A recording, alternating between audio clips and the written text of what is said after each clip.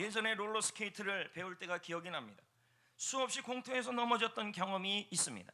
그런데 넘어질수록 빨리 걷고 넘어질수록 잘 타게 되더라는 것입니다. 넘어진 횟수만큼 빨리 걷고 넘어진 횟수만큼 잘 타더라는 것이죠. 성도 여러분, 인생을 살다가 넘어지지 않는 사람은 없습니다.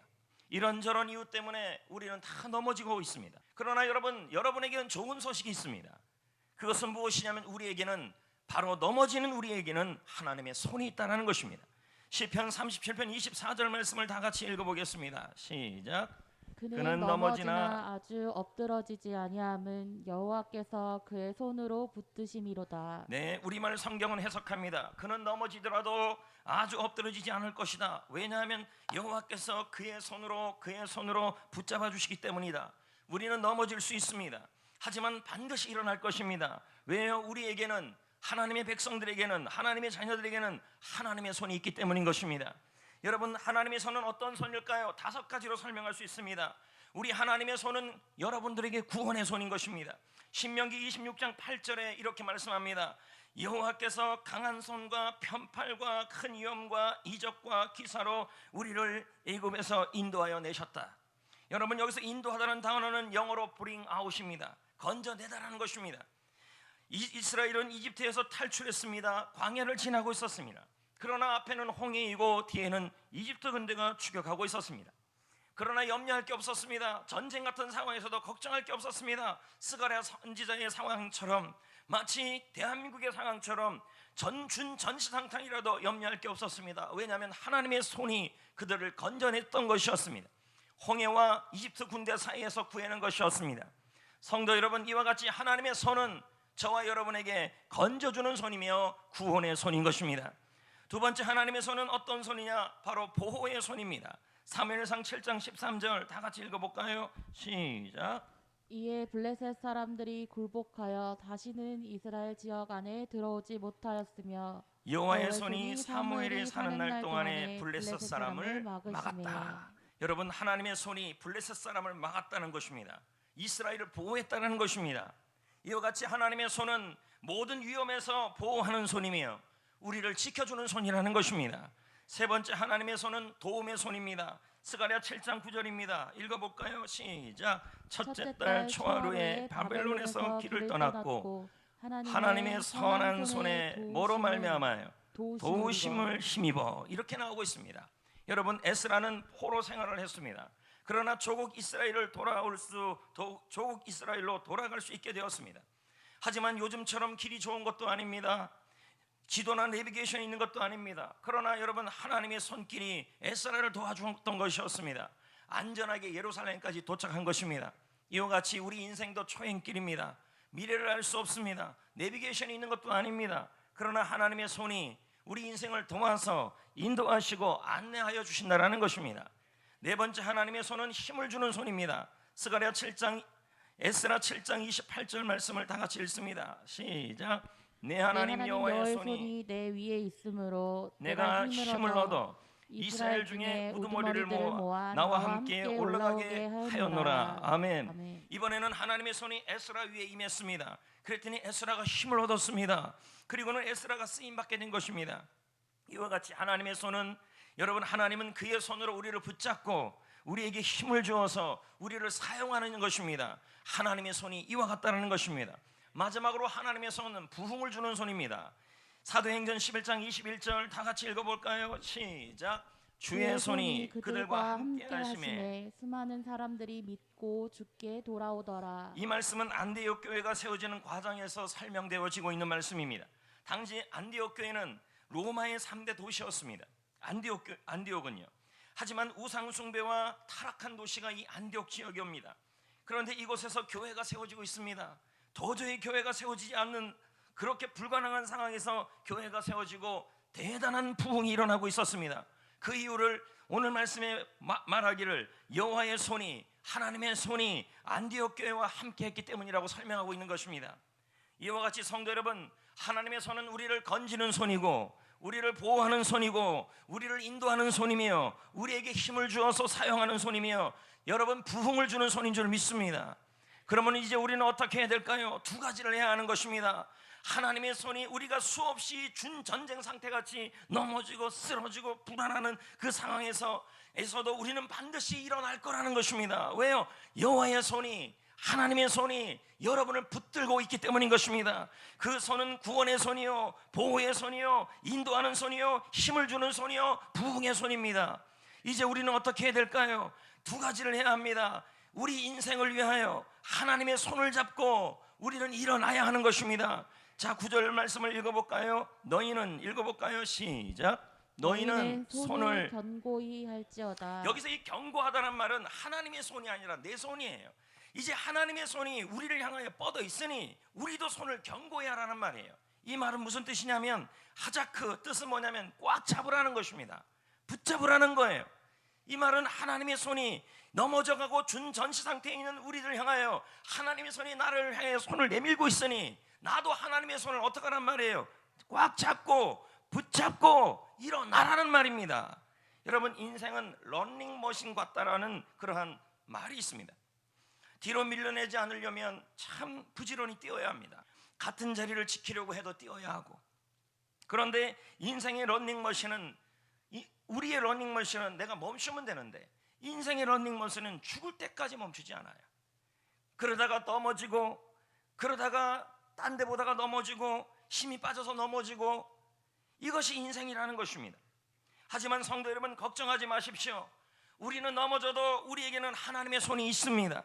그 손은 도움의 손이요, 그 손은 힘을 주는 손이요, 그 손은 건져내는 손이요, 그 손은 일으키는 손이요, 그 손은 부흥의 손이요. 하나님의 손이 일으키지 못할 사람은 없는 것입니다. 하나님은 우리에게 줄기차게 말씀하시는 것은 넘어지지 않는 법이 아니라 일어나라는 것입니다. 성도 여러분, 하나님은 우리가 넘어져 있는 상태로 있기를 원치 않는 것입니다. 그래서 우리가 넘어지면 손을 내밀어 주시고 붙잡아 주시고, 그러므로 우리 역시도 손을 견고히 해야 합니다. 나를 향하여 뻗어있는 하나님의 손을 붙잡아야 하는 것입니다. 그리고 나의 인생을 향해 일어날 수 있는 것이 일어나야 하는 것입니다. 물론 살다 보면 더 이상 버틸 수 없을 때가 있어요. 더 이상 참을 수가 없을 때가 있어요. 더 이상 소망이 없을 때가 있어요. 이젠 포기할 수밖에 없을 때도 있어요. 아무것도 보이지 않고 정체되어 가고 어떤 노력을 해도 소용이 없는 상태.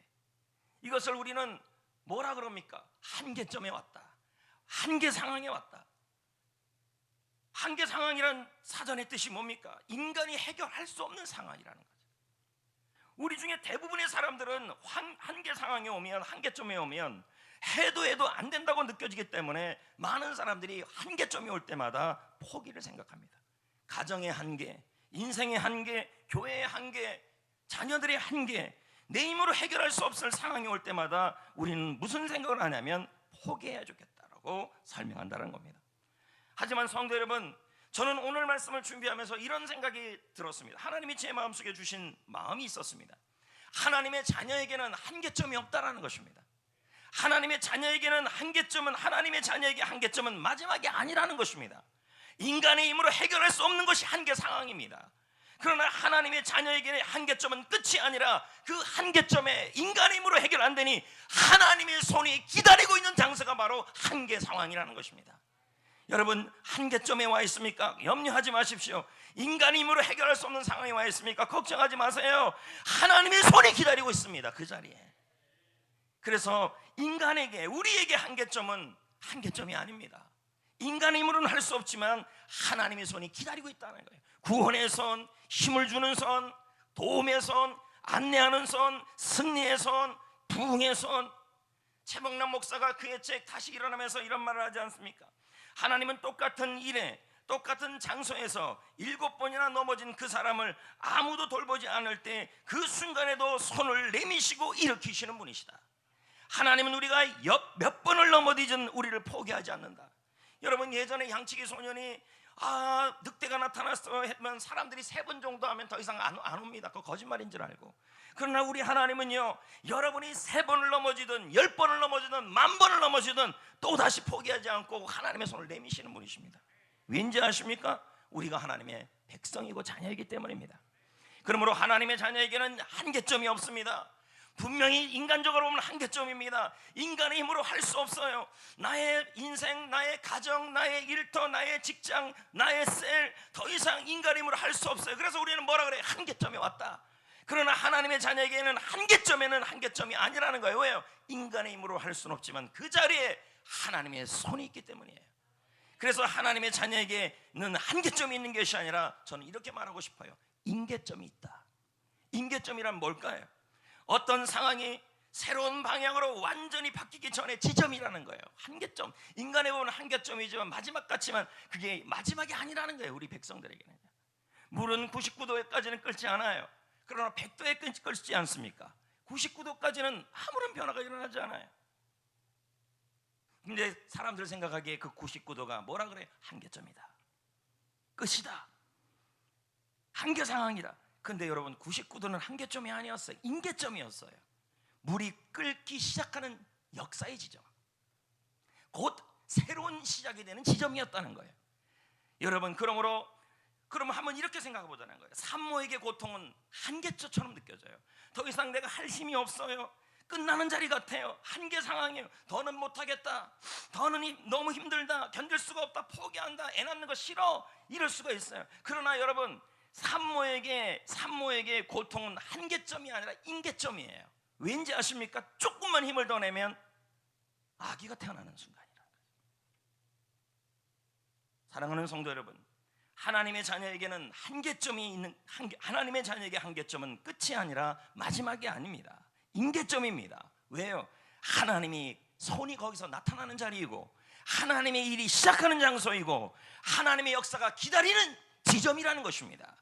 그러므로 여러분 지금 한계 상황에 왔을 때 나는 지금 인생의 한계점이라 말하지 마시고 나는 지금 인생의 한계점이라 말하지 마시고 나는 인생의 인계점에 와 있다. 왜?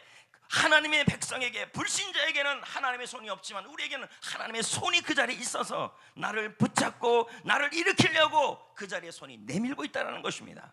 이제 우리는 어떻게 해야 될까요? 인계점이라는 사실을 알고 하나님의 손을 부여잡고 손을 견고히 하고 꽉 잡고 혼신의 힘을 다하여 일어나야 하는 것입니다. 산모는 압니다. 이 고통이 한계점이 아니라 인계점이라는 것을. 왜요? 그래서 옆에서 응원하는 의사와 가족을 붙잡고 힘을 내요. 왜 그렇습니까? 조금만 지나면 아이가 태어난다라는 사실은 마지막이 아니고 끝이 아니고 더 이상 끝나는 자리가 아니라 조금만 힘을 내면, 조금만 용기를 내면, 조금만 힘을 내고 응원을 붙잡고 힘을 내면 아기가 태어날 수 있는 순간이 바로 인계점이라는 걸 알기 때문입니다. 여러분 새벽은 하루 중에 가장 어둡다고 그럽니다. 그러나 여러분 그 새벽이 한계 상황이 아니라 우린 인계 상황이라는 걸 압니다. 왜요? 지나면 날이 밝은 걸 알기 때문에. 저와 여러분들에게, 텔레비전을 보고 있는 성도님들에게 지금 처하고 있는 인생의 한계 상황, 인간의 힘으로 해결할 수 없는 이 한계 상황은 우리 모두에게는 한계 상황이 아니라 인계 상황이다. 인계점이다. 왜? 하나님의 손이 여러분에게 내밀고 있는 자리이기 때문인 것입니다. 나는 못하지만 하나님은 하신다는 거예요. 그리고 주님께서 그 손을 내밀고 있다는 거예요. 마지막 1도는 여러분이 잡아야 돼요. 여러분이 힘을 내야 된다는 거예요. 그런데 많은 사람들이 99도에 멈춥니다. 99도가 한계점인 줄 알고 멈춰버립니다. 포기해버립니다. 일터에서 누구보다 열심히 일하고 있는데 번번이 인정을 받지 못하고 있습니다. 새로운 사업을 진행하는데 협력단체가 답을 주지 않습니다. 자금 지원이 여의치가 않아요. 돈이나 건강이나 그리고 관계 문제에서 인생 최대의 위기가 찾아왔어요. 교회 생활의 위기가 왔어요. 도저히 인간의 힘으로 해결할 수 없어요. 수없이 넘어져요. 더 이상 일어날 수 없어요. 그러나 우리의 한계 상황에 하나님의 손이 기다리고 있음을 믿으셔야 합니다. 그러므로 하나님의 자녀에게는 한계 상황, 한계점이 있는 게 아니라 인계점이 있는 것입니다. 그래서 이런 말이 있잖아. 인간의 끝은 하나님의 시작이다. 왜? 인간의 끝은 한계점은 하나님이 그 속에서 시작하시기 때문에 우리는 한계 상황이지만 성경적으로 본다면 인간의 한계 상황은 하나님의 인계점이라는 말입니다. 사랑하는 성도 여러분, 하나님은 우리가 몇 번 넘어졌는지를 계산하지 않아요. 대신 하나님의 손을 붙잡고 여러분이 몇 번을 일어나려고 하는지를 셈을 하신다는 거죠. 하나님께 쓰임받은 사람들을 보세요. 넘어진 숫자보다 한 번 더 일어난 사람이에요. 플러스 원의 인생을 살았어요. 마지막 1도, 99도에서 1도를 살았는데 한 번 더 일어난 사람이에요. 넘어진 숫자보다 한 번 더. 이 한 번 더가 바로 마지막 1도인 것입니다. 임계점까지 왔을 때 하나님의 손이 붙들고 있습니다. 내밀고 있습니다. 여러분이 일으키려고 합니다. 이제 여러분이 할 일은 마지막 1도를 여러분이 하나님의 손을 붙잡고 일어나는 열정의 1도는 여러분이 불태워야 하는 것입니다. 이대로 포기하시면 안 된다는 거죠. 전옥표 작가가 말하지 않습니까? 사람이 중간에 무너지는 이유는 여기까지라고 멈추기 때문이다. 왜 하나도 안 나오지 글이? 네. 조금만 더 해보자. 우리 안에는 힘이 있다. 가장 큰 낭비는 숨겨져 있는 힘을 사용하지 않는 것이다. 한 번 더 해보자. 한 번 더 이겨보자. 인생이 풀린다. 우리 안에는 힘이 있다. 이 사람은 자신의 내면의 힘을 얘기하겠죠. 그러나 우리는 내면의 힘을 얘기하는 게 아닌 것입니다. 우리에게는 한계 상황에서 도와주시는 하나님의 손이 있기 때문인 것입니다. 지쳐서 꿈을 포기하려는 순간입니까? 아무런 변화의 조짐이 보이지 않고 있습니까? 수없는 실패로 친구들이 떠나갑니까? 가족들까지 등을 돌리고 있습니까? 8개월째 코로나19를 놓고 기도했는데 상황은 더 안 좋아지고 이게 무슨 시츄에이션입니까? 우리는 수없이 말합니다. 한계 상황인가? 한계 상황인가?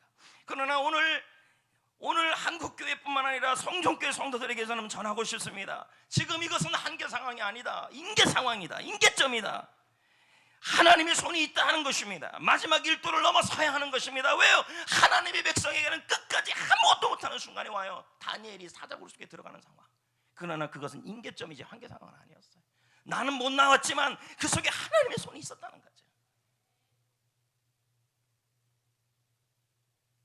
마지막 1도를 넘어서야 합니다.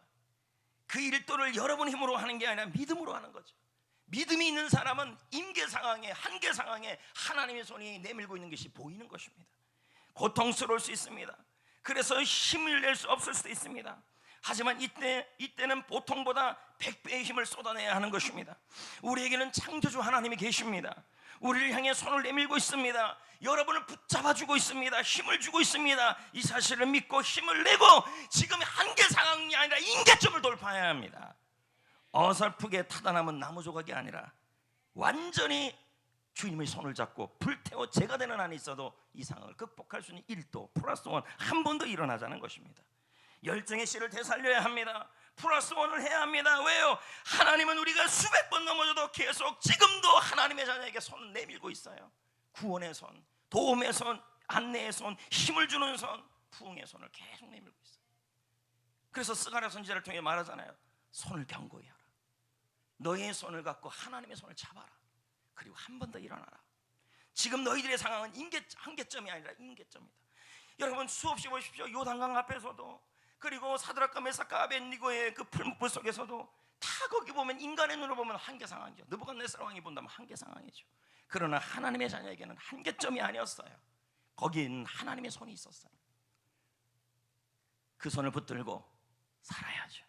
한 번 더 열정을 가지고 한 번 더 주님의 손을 붙잡고 지금 이 시국에서도 살아나야죠. 주님의 손을 붙잡고 승리해야죠. 열정으로 살아야죠. 나의 인생을 위하여 주님의 손을 붙잡고 일어나야 합니다. 또 한 가지 여러분, 지금 인생도 한계 상황이지만 서두에도 말씀드렸지만 사실 이 말씀은 교회의 한계 상황을 말합니다. 교회도 한계 상황이죠. 이때 교회를 위해 어떻게 해야 할까요? 본문 구절을 읽어봅시다. 읽어볼까요? 시작. 만군의 여호와의 집 곧 성전을 건축하려고 그 지대를 쌓던 날에 있었던 선지자들의 입의 말을 이날에 듣는 너희는 손을 견고히 할지어다. 무슨 말씀일까요? 지금 현 상황을 본다면 성전을 세우다가 성전을 세우지 않고 있는 상황이에요. 그러니까 뭡니까? 너희들 성전 지대를 쌓던 날에 다시 손을 견고히 좀 해라. 이 손이라는 단어의 뜻은 아까 꽉 잡다, 손이라는 단어의 뜻은 여러 의미도 있지만 그 깊은 의미 중에 뭐냐면 이런 의미도 있어요. 히브리어로 이 손은 이런 의미도 있어요. 책임을 다하라, 의지를 내라, 이 말이 들어있어요. 그리고 견고히 하다는 말은 역시 꽉 잡으라는 거죠. 성도 여러분, 성전을 세우는 일에 의지를 다하라. 지금 이 스가랴 선지자가 이스라엘 백성들에게 말합니다. 너희들이 성전 세우다가 멈췄냐? 교회 세우다가 멈췄냐? 다시 한번 하나님의 손이 있으니 그 손을 붙들고 의지를 내고 힘을 내고 책임감을 다하라, 이 말이에요. 지금 왠지 아십니까? 지금 현재 이들이 교회를 세우는 일을 포기했기 때문이에요. 스가랴 당시 사람들이요. 왠지 아십니까? 옆에서 힘들게 하는 사람들이 있었어요. 그들이 누굴까요? 사마리아 대적들이 있었어요. 그리고 먹고 사는 일이 너무 힘들었어요. 자기가 입에 풀칠도 하기 힘든데 무슨 교회를 세워요? 지금 이런 상황이 되니까 성전 건축을 멈춰버린 거예요. 그런데 하나님은 이들에게 포기한 것을 책망하지 않았어요. 너희들 왜 포기했느냐? 왜 교회 세우는 거 포기했냐? 책망하지 않고 이렇게 말씀하셔. 대신요, 하나님의 손을 잡고, 하나님의 능력의 손을 잡고 다시 성전 세우는 일에 손을 견고히 하라, 책임을 다하라, 의지를 다하라 라고 지금 말씀하고 있는 거예요. 그러면 성도 여러분, 하나님의 교회를 세우는 일이 어떤 일일까요? 본문 3절은 이렇게 말합니다. 스가랴 8장 3절은요, 읽어볼까요? 시작. 여호와가 이같이 말하노라. 내가 시온에 돌아와 예루살렘 가운데에 거하리니 예루살렘은 진리의 성읍이라 일컫겠고 만군의 여호와의 산은 성산이라 일컫게 되리라. 물론 건물적인 걸 세우는 것도 의미하지만 지금 여기서 하나님이 스가랴를 통해 말씀하시는 것은 성전을 진리의 성읍이 되라고 말하는 거예요. 진리의 성읍. 장차 예루살렘의 말씀이 회복되고 예배가 회복되는 모습을 전하고 있는 것입니다. 그 결과 뭐라 그럽니까? 나 여호와가 돌아오리라. 이 말은 무슨 말입니까? 하나님은 건물에 임재하는 것이 아니라는 거예요. 그 뭐예요? 말씀이 회복되고 예배가 회복되는 그 건물에 우리 주님이 돌아오신다고 지금 설명하고 있는 거예요. 그러므로 여러분, 교회의 회복은 건물을 짓고 사람 숫자만 늘리는 것은 늘어나는 것만을 의미하는 것이 아니라는 것입니다. 교회의 회복은 예배의 회복이고 말씀의 회복이고, 그러기 위해서 지금 선을 견고히 하라. 교회 예배를 회복시키는 일에 책임을 다하라. 말씀이 회복시키는 일에 최선을 다하라. 지금 이걸 말하고 있는 거예요. 여러분들도 좀 바른 시각을 가져야 합니다. 성도 여러분, 지금 상황은 우리에게 한계점이 아닙니다. 하나님의 교회, 성전교회가 한계점이 아니라 저는 인계점이라고 말하고 싶습니다. 왜요? 인간의 힘으로 할 수 없는 그곳에 하나님의 손이 있기 때문인 것입니다. 아이가 태어나기 전에 가장 고통스러운 것처럼 부흥이 오기 전에, 아니 한국교회 부흥이 오기 전에 가장 고통스러운 것입니다. 아마 이번 기회가 잘 극복하는 교회는 부흥의 전환점이 될 것입니다. 하나님의 손이 우리를 붙들고 있습니다. 지금 우리 교회가 할 수 있는 일이 없고 한국 교회가 할 수 있는 일이 없어 보여요. 그러나 여러분, 할 수 없을 때 하나님의 손이 붙들고 있습니다. 그러므로 우리는 그 손을 우리 역시도 뭐 해야 돼요? 붙들어야 합니다. 손을 견고해야 합니다. 어떻게 해야 돼요? 진리의 성을 만들기 위해 의지와 책임을 다하셔야 합니다. 예배 회복을 하기 위해 힘을 다하셔야 하고 말씀 회복을 위해 열심을 내셔야 하는 것입니다. 현장 예배가 회복되고 제자훈련과 셀모이 회복되었을 때 멈칫멈칫대지 마시고 하나님의 손을 붙잡고 일어나셔야 합니다. 돌아오셔야 합니다. 열정의 불씨를 살려야 합니다. 왜 그렇게 해야 할까요? 아니, 우리가 인생을 위해 하나님의 손을 잡고 일어나려고 할 때, 주님의 교회, 성전교회를 위해 하나님의 손을 잡고 우리도 일어나려고 할 때, 하나님은 그 지점이 인계점이지만 터닝 포인트가 되게 하십니다. 여러분 인생과 우리 교회의 전환점이 되게 한다. 오늘 몇 가지가 나왔어요. 한계점, 인계점, 전환점, 터닝 포인트. 여러분은 교회와 우리 교회를 위해, 인생을 위해 하나님의 손을 잡고 일어나고 교회 예배 회복을 위해, 교회를 위해 여러분이 일어나려고 할 때 그것이 그 인격점이 뭐로 바뀌는 줄 아십니까? 여러분의 인생과 우리 교회를 위한 터닝 포인트, 전환점이 됩니다. 왜 그렇습니까? 스가랴 8장 11, 12절에 확실하게 이렇게 나옵니다. 읽어볼까요? 시작. 만군의 여호와의 말씀이니라. 이제는 내가 이 남은 백성을 대하기를 옛날과 같이 아니할 것인즉 곧 평강의 씨앗을 얻을 것이라. 포도나무가 열매를 맺으며 땅이 산물을 내며 하늘은 이슬을 내리리니 내가 이 남은 백성으로 이 모든 것을 여러분, 누리게 이 하리라. 11절 12절이 언제 일어나냐면 그들이 성전지대를 세우려고 하면서 여호와의 손, 하나님의 손을 굳게 잡는 그 지점에서부터 이 일이 일어난 거예요. 이걸 전환점이에요. 지금 무슨 상황을 말합니까? 너희 남은 백성들이 평강의 씨앗을 얻을 것이다. 포도나무가 열매를 맺을 것이다. 땅이 산물을 낼 것이다. 하늘이 이슬을 낼 것이다. 인생을 위해, 교회를 위해 하나님의 손을 굳게 잡고, 내가 아무것도 할 수 없지만 하나님의 손이 있음을 믿고 손을 잡고 교회를 위해 책임을 다하고 예배를 위해 의지를 다하고 교회를 세우려고 하고 여러분의 인생을 세우려고 하는 그 순간에 하나님은 여러분 인생의 변화점이 시작된다는 거예요. 터닝 포인트.